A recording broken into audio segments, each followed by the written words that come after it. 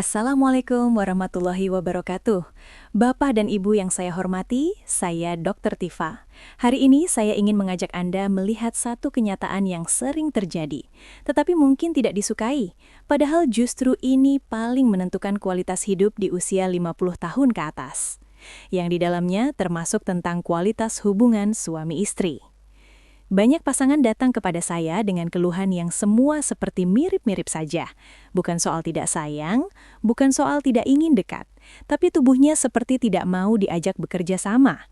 Pria berkata, keinginannya berhubungan intim masih ada, bahkan menggebu dok, tapi badannya ini yang sudah tidak siap. Wanita juga berkata, hatinya ingin menikmati sensualitas saat berhubungan, tapi badannya sudah terlanjur capek. Lalu pertanyaan besarnya muncul, apakah ini memang takdir usia?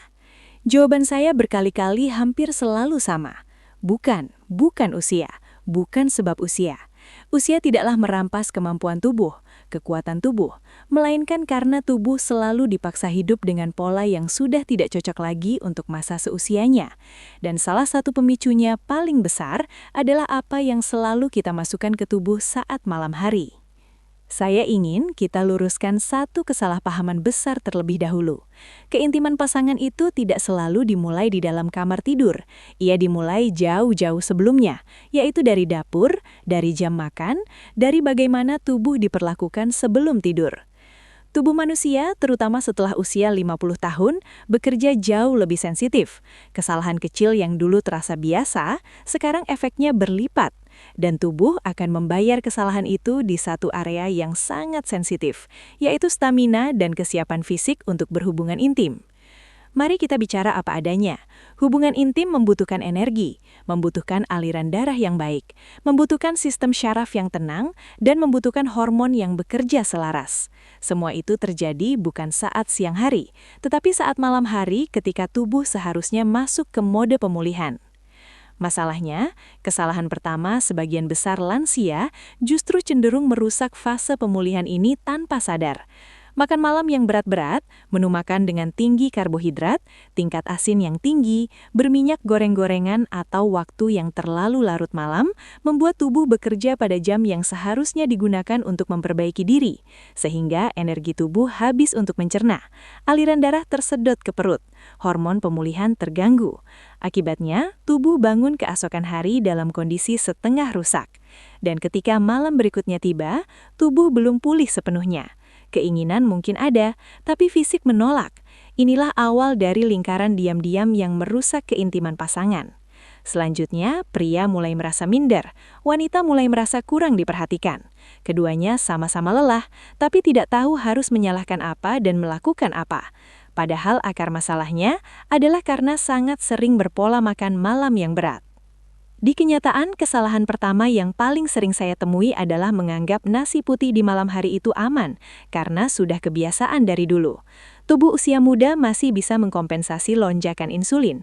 Tubuh usia matang tidak lagi sefleksibel itu, sehingga lonjakan insulin malam hari menekan hormon pemulihan tubuh yang seharusnya memperbaiki tubuh. Akhirnya lemak disimpan, dan bukan dibakar. Energi sel menurun, dan yang jarang disadari, aliran darah menjadi kurang responsif. Di mana ini semua sangat berdampak langsung pada kesiapan fisik pria untuk melakukan hubungan dan kenyamanan wanita saat melakukan hubungan. Kesalahan kedua adalah gorengan dan makanan berminyak.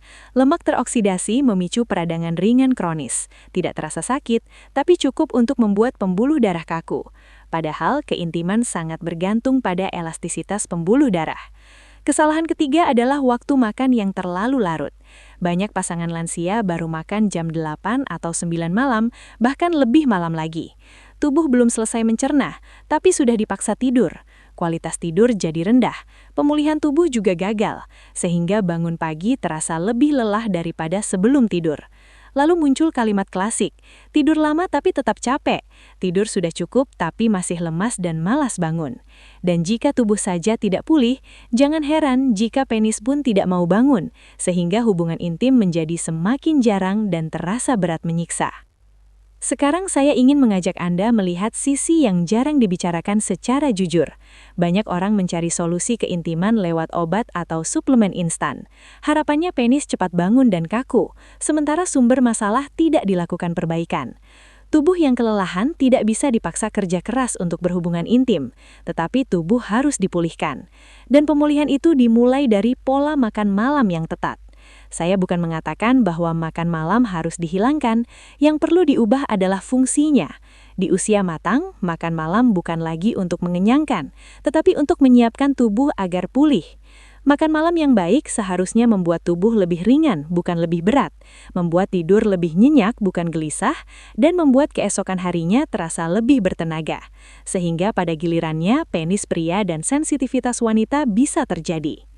Salah satu pola yang paling rasional secara fisiologis adalah kombinasi protein ringan, sayur hijau, dan lemak sehat. Telur rebus adalah contoh protein yang sangat efisien. Ia membantu perbaikan jaringan tanpa membebani pencernaan.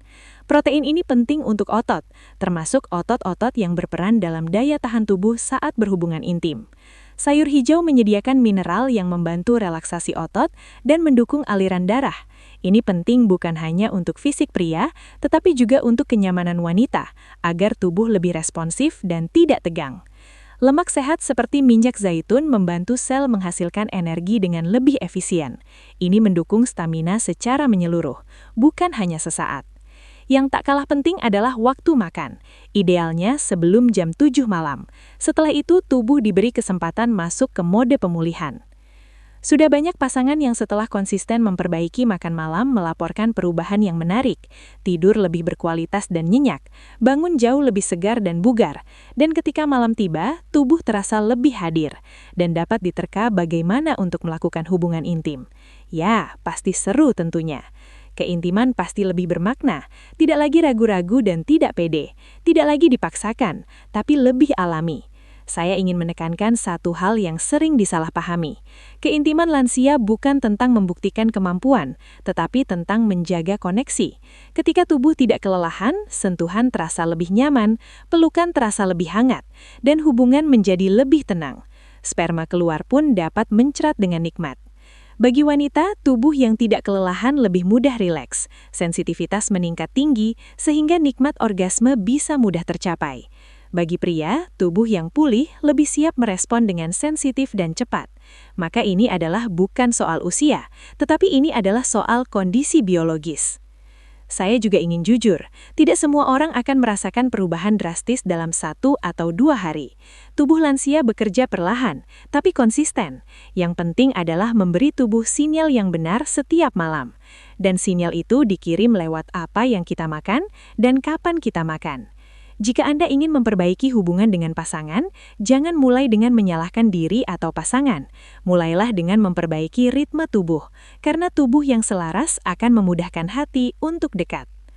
Bapak dan Ibu yang saya hormati, keintiman adalah bagian dari kesehatan.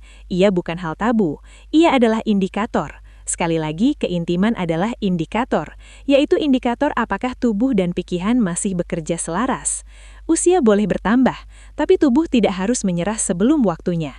Dengan memperbaiki kebiasaan malam hari, Anda tidak hanya menjaga stamina, tetapi juga menjaga kedekatan, kehangatan, dan kualitas hubungan yang telah dibangun puluhan tahun. Pemirsa, jika pembahasan ini terasa membuka sudut pandang baru, silakan bagikan kepada pasangan atau sahabat yang mungkin sedang mengalami hal yang sama, bukan untuk menggurui, tapi untuk saling menguatkan. Tuliskan di kolom komentar bagaimana kondisi Anda sekarang. Semoga selalu sehat dan bahagia. Saya Dr. Tifa. Rawat tubuh dengan logika, dengarkan sinyalnya, dan biarkan keintiman tumbuh secara alami. Wassalamualaikum warahmatullahi wabarakatuh.